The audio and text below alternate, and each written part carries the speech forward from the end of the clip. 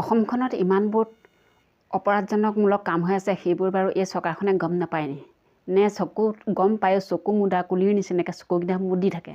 যেতিয়া অপৰাধবোৰ হয় আৰু যেতিয়াই মানুহবিলাকৰ মৃত্যু হয়, হত্যা হয়, তেতিয়াই চৰকাৰখনে চকুকেইটা মেলি চায় আৰু তেওঁলোকক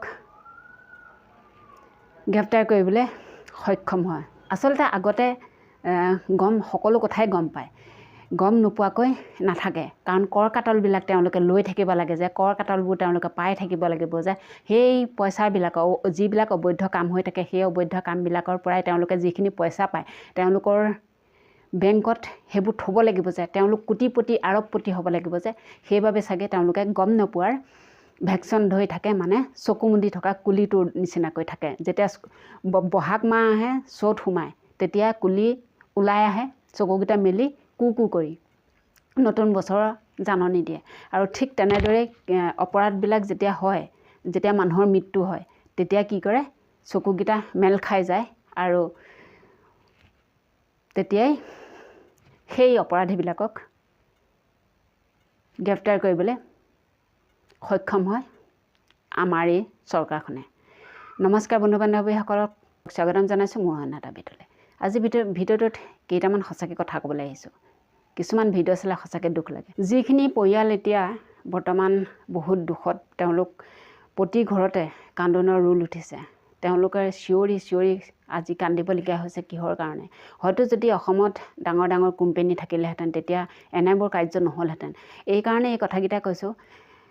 কয়লাখনিত যিমানবোৰ শ্ৰমিকৰ মৃত্যু হৈছে, তেওঁলোক কয়লাখনিত আবদ্ধ হৈ গৈছে, সেইসকলক এতিয়া কোনে চাব? তেওঁলোকৰ পৰিয়ালবোৰ কোনে পইচা পাতি দিব তেওঁলোকক চলিবলৈ? ল'ৰা ছোৱালীবিলাকক কোনে পঢ়ুৱাই শুনাই আগবঢ়াই নিব? এই চৰকাৰখনে নিব জানো? এতিয়া কিছুমান কথাত, কিছুমান বাতৰিত দেখা গৈছে যে হিমন্ত বিশ্ব শৰ্মা ডাঙৰীয়াদেৱে এই বিষয়ে নাজানো বুলি কৈছে। গতিকে এই বিষয়ে নজনাৰ কোনো কাৰণেই নাথাকে। কাৰণ চৰকাৰখনৰ ইমানেই ডাঙৰ এখন চৰকাৰ, যিখন চৰকাৰে সকলোখিনি কামেই কৰি আহিছে। বাল্য বিবাহকে ধৰি গৰুৰ চিণ্ডিকেট, গৰুৰ বেপাৰীসকলকো তেওঁলোকে ধৰিছে। আৰু ধৰক অবৈধভাৱে যিখিনি কাৰ্য হৈ থাকে, কাম হৈ থাকে, সেইখিনি ভাং সুৰাপা আদি কৰি সেইখিনি ধৰিবলৈ সক্ষম হয়। কিন্তু এই কয়লা খানি থকা শ্ৰমিকসকলে যে কয়লা খানি আছে, অবৈধভাৱে কয়লা খনি চলাই আছে কিছুমান লোকে, সেই কথাখিনি তেওঁলোকে নাজানিছিল নেকি? নিশ্চয় জানিছিল চাগে। জানিলেও কি হ'ব? কিন্তু যেতিয়ালৈকে ঘটনাটো ঘটা নাছিলে, তেতিয়ালৈকে তেওঁলোকে পইচা পাতি পাই আছিলে চাগে, আৰু সেইবাবে হয়তো সেইখিনিলৈ মন কৰা নাছিলে।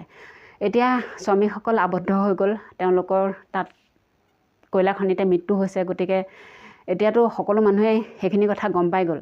সেই গম পাই যোৱাৰ কাৰণেই অসমৰ গোটেই মানুহে গম পাই গ'ল, ৰাইজে গম পাই যোৱাৰ কাৰণেই চাগে এনেদৰে মন্তব্য আগবঢ়াইছে চৰকাৰখনে, নহয় জানো বাৰু? আপোনালোকে ভাবকচোন, ইমানবোৰ অবৈধ কাম হৈ আছে, কাম হৈ থকা কিয় গম নোপোৱাকৈ থাকিব বাৰু? নিশ্চয় গম পায়। কিন্তু ভিডিঅ'বোৰ চালে এনেকুৱা লাগে যেন জানি শুনি কিছুমান বিপদলৈ ঠেলি দিয়া হৈছে অসমৰ যিসকল খাটি খোৱা মানুহ তেওঁলোকক। যদি অসমত ডাঙৰ ডাঙৰ কোম্পানী থাকিলেহেঁতেন, তেতিয়া হয়তো এনেকুৱাখিনি নহ'লহেঁতেন। যিসকল নিবনুৱা মানুহ, সেই কোম্পানীবিলাকত কাম কৰি ধন উপাৰ্জন কৰিব পাৰিলেহেঁতেন, তেওঁলোকৰ ঘৰখনহেঁত ভালদৰে চলিলহেঁতেন। এতিয়া বহুত মানুহ বেংগলৰলৈ গুচি গৈছে, বহিৰাজ্যত কাম কৰি বহুতে জীৱন হেৰুৱাবলগীয়া হৈছে। তেওঁলোকৰ যিখিনি তাত জীৱন হেৰুৱাইছে, সেইখিনি ঘৰৰ মানুহৰ কেনেকুৱা এটা অৱস্থা হৈছে। তেতিয়া হয়তো যদি অসমত কোম্পানী থাকিলেহেঁতেন, তেতিয়া হয়তো বেংগলৰলৈ যাবলগীয়া নহ'লহেঁতেন, এনেকৈ কয়লা খনিত কাম কৰি মানুহৰ জীৱন হেৰুৱাবলগীয়া নহ'লহেঁতেন।